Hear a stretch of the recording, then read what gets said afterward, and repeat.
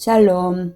오늘 함께 성경 일독 나갈 본문은 창세기 39장 말씀이 되겠습니다. 창세기 38장에서는 어떤 내용이 기록이 되어 있었나요? 하나님께서는 유다를 통해서 이 땅의 메시아 예수 그리스도를 보낼 계보를 만들 계획을 하고 계셨습니다. 그러나 유다는 인간적인 생각으로 하나님의 뜻을 거역해서 이제 셋째 아들을 큰 며느리 다말에게 주어야 되는데 인간적인 생각으로 그걸 시행하지 않게 됩니다. 그런데 하나님께서는 반드시 유다를 통해서 이 지파의 후손으로 예수님을 보내실 계획을 가지고 있었기 때문에 결론적으로 유다는 부끄럽게도 며느리 다말과의 사이에서 베레스라는 아들을 탄생하게 하는 것을 볼 수가 있습니다. 이 베레스는 이제 다윗의 조상이 되고 결론적으로는 예수 그리스도의 조상이 되는 것을 우리가 알 수 있습니다. 창세기 39장에서는 우리가 어떤 내용을 중점으로 읽어야 도움이 될까요?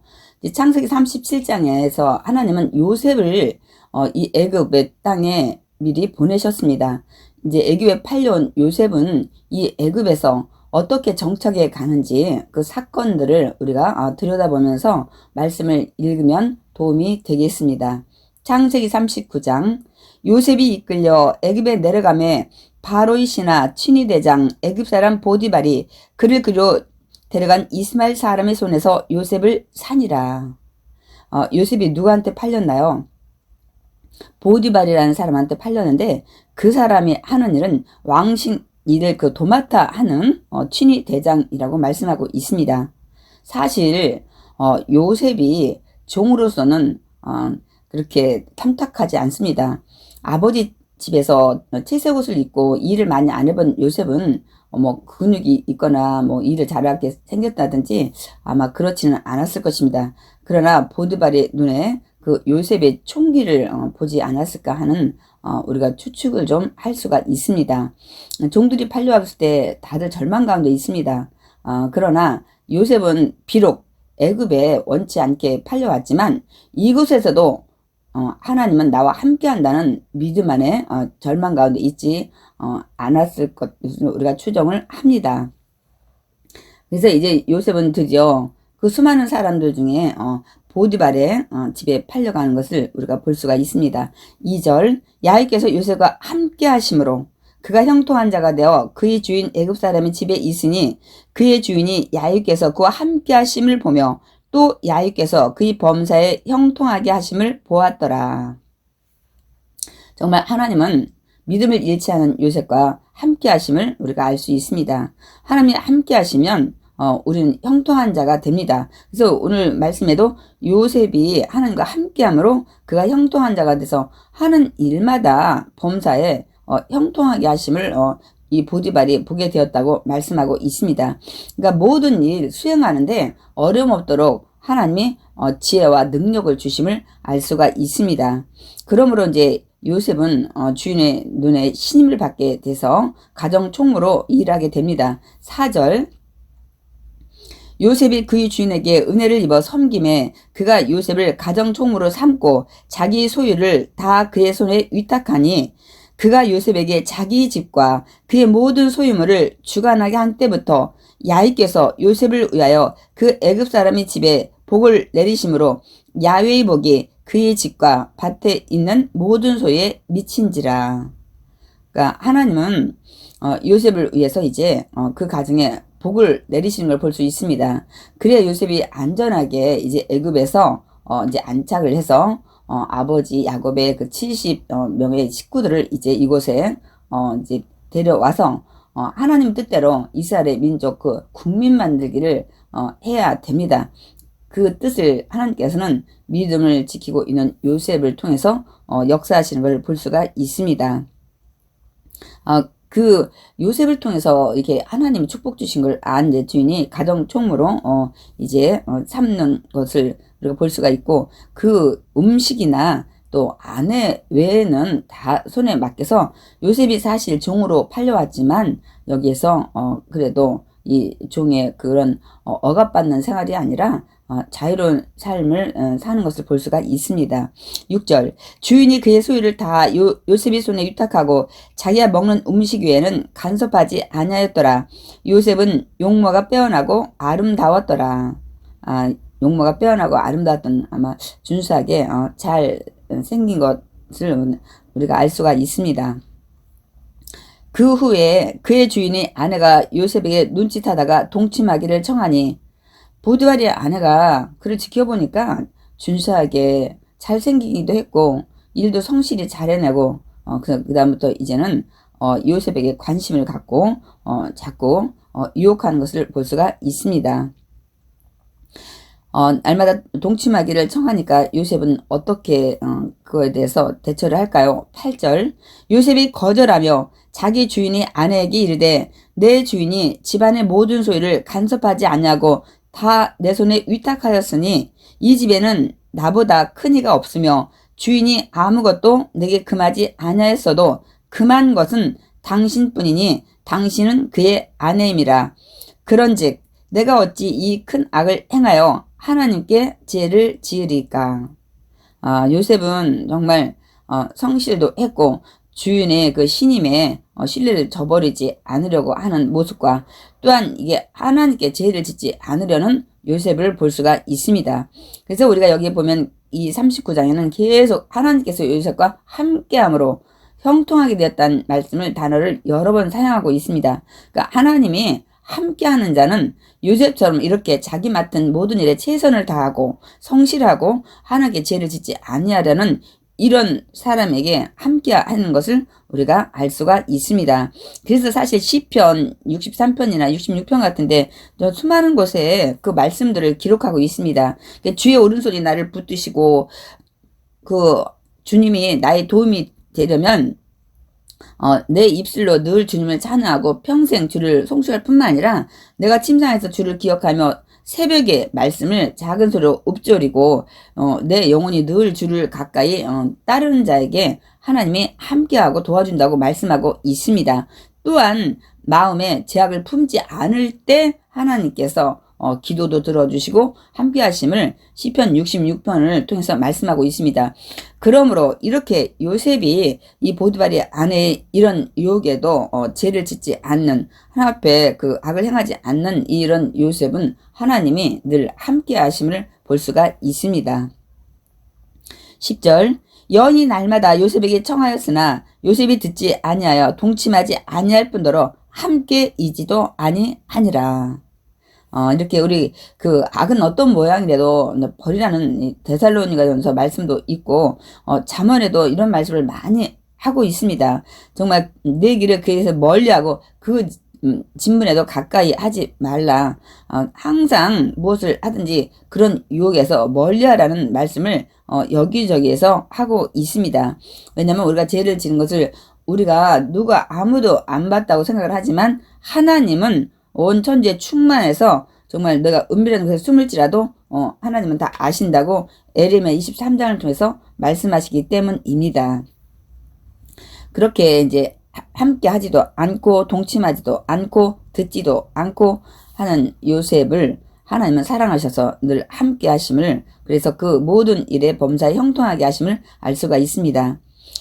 그런데 이제 어느 날 드디어 또 사건이 일어납니다. 11절 그러할 때 요셉이 그 일을 하러 그 집에 들어갔더니 그 집 사람들은 하나도 거기에 없었더라.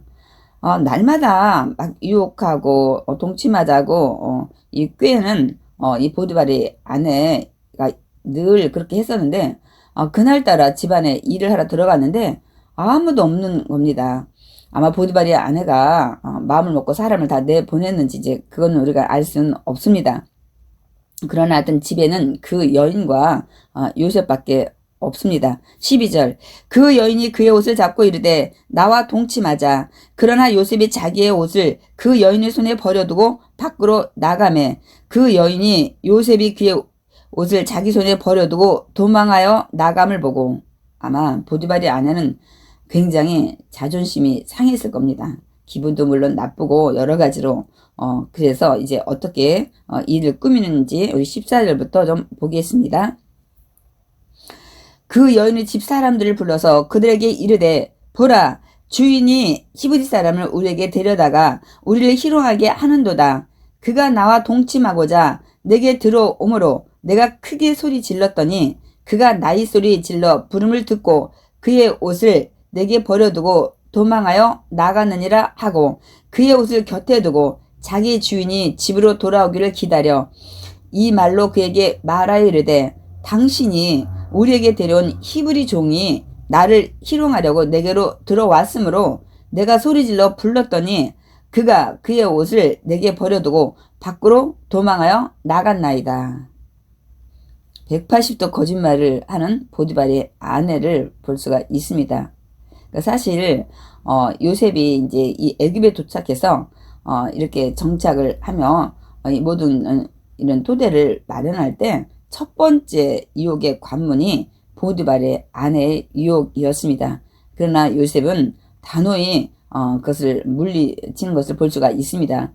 그러면 또 이제 요셉은 또 어떤 상황, 어떤 나락에 떨어지게 될까요? 그래서 그 모든 얘기를 들은 이제 보디발은 어떻게 하는지 19절부터 보겠습니다. 그의 주인이 자기 아내가 자기에게 이르기를 당신의 종이 내게 이같이 행하였다 하는 말을 듣고 심히 노한지라. 이에 요셉의 주인이 그를 잡아 옥에 가두니 그 옥은 왕의 제수를 가두는 곳이었더라. 요셉이 옥에 갇혔으나 드디어 요셉은 억울하게 이제 왕의 제수들을 가두는 감옥에 갇히게 됩니다. 그러나 우리 분명히 우리가 알아야 할 것은 내가 어떤 상황에 억울한 일을 당할지라도 내가 믿음 안에 하나님을 붙잡고 나간다면 하나님은 그 고난의 장소, 고난의 사건을 합력하여 선을 이루시는 것을 우리가 볼 수가 있습니다. 그래서 드디어 이제 감옥에 갇히게 된 거죠. 21절 야곱께서 요셉과 함께 하시고 아니 하나님이 함께 하신다면 이렇게 억울한 일을 당하지 않게 해야 되잖아요. 감옥에 이렇게 들어가지 않게 해야 되잖아요. 때로는 하나님은 우리 가는 그 인생 여정에 이렇게 억울하게도 생각지 않은 자리에 가게도 하십니다. 그러나 우리 분명히 하나 우리가 깨달아야 될 것은 어떤 자리에 어떻게 억울하게 갔을지라도 하나님은 살아계신다는 것을 반드시 믿고 우리가 믿음 안에 그 자리에서도 우리가 최선을 다하며 살아갈 때 하나님은 그 모든 일을 전화위복으로 하나님 만들어주시는 것을 볼 수가 있습니다. 그래서 이제 감옥에 갔는데 하나님이 함께 하심으로 간수장에게 은혜를 받게 하시는 것을 볼 수가 있습니다. 21절에 보면 야곱께서 요셉과 함께 하시고 그에게 인자를 더하사 간수장에게 은혜를 받게 하심에 간수장이 옥중 제수를 다 요셉의 손에 맡김으로 그 재반 사물을 요셉이 처리하고 23절 간수장은 그의 손에 맡긴 것을 무엇이든지 살펴보지 아니하였으니 이는 하고 이유를 얘기하고 있습니다. 야곱께서 요셉과 함께 하심이라. 야곱께서 그를 범사에 형통하게 하셨더라. 사실 인간의 생각으로 보면 감옥에서 뭐 이게 뭐가 그게 형통하겠습니까? 아무리 간수장이 그 재반 업무를 감옥의 일을 다 맡겼다 할지라도 우리는 자유몸으로 밖에서 생활하고 싶은 것입니다.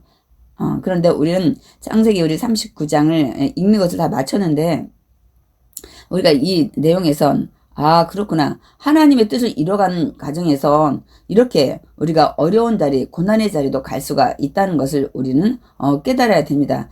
그때도 절대로 믿음을 잃지 않고 하나님을 붙잡고 나간다면 이제 그 자리가 축복으로 가는 자리로 변하는 것을 우리가 이제 40장, 41장 이후에 내용을 통해서 알 수가 있습니다.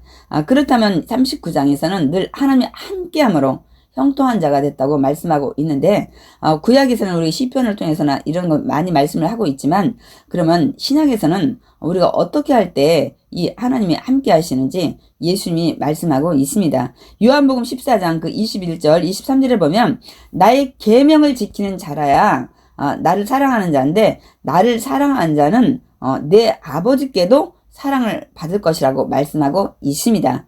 그러므로 우리가 예수님의 계명, 곧 하나님의 말씀을 잘 지키는 자가 하나님이 늘 우리가 함께 하신다는 것을 우리는 교훈으로 깨달아야 됩니다. 23절에도 같은 말씀입니다. 사람이 나를 사랑하면 내 말을 지키리니 내 아버지께서 그를 사랑하실 것이요. 그러니까 우리가 말씀을 잘 지키는 자를 하나님이 함께 하시고 사랑하시고, 요한복음 15장 10절도 같은 말씀입니다. 그렇기 때문에 우리가 다 계명을 잘 지킬 때, 그러니까 우리가 예수만 믿고 우리가 살아간다고 해서 하나님이 나와 함께 하는 것이 아니라, 예수를 낳은 구원자로 믿고 하나님의 아버지를 믿는 자는 그 말씀대로 준수하며 순종하며 살아갈 때 그 하나님께서 우리와 함께 하셔서 우리 모든 삶이 형통하게 된다는 것을 39장을 통해서 하나님은 말씀하고 계십니다. 늘 39장을 이제 마쳤는데요. 그래서 늘 어떤 자리에 가더라도, 하나님이 사용하시더라도 때로는 억울하게 고난의 장소도 가는구나. 그러나 그곳에서도 믿음 잃지 않고 나아갈 때 하나님은 늘 우리 곁에 계셔서 이제 그 모든 일들이 이 요셉을 우리가 결론은 알지만 애굽의 국무총리로 가는 축복의 자리로 만들어 주시는 것을 우리는 알 수가 있습니다.